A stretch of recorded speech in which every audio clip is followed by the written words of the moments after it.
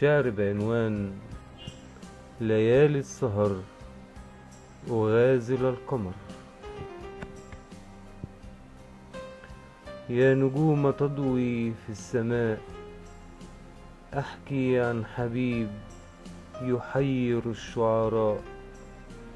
يا سحاب تعلو في الفضاء، ففي قلب الحبيب بئر من نقاء.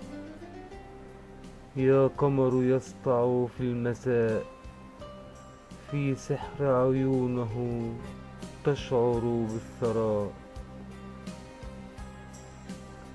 أعشق السهر في الليالي، أناجي طيفه وصوته في أذاني.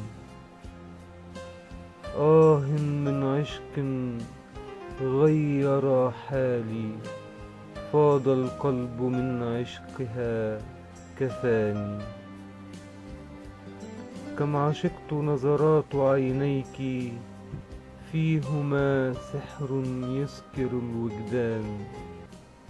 كم تمنيت أن أبسط يدي بين أيدي، فيهما كل الأمان.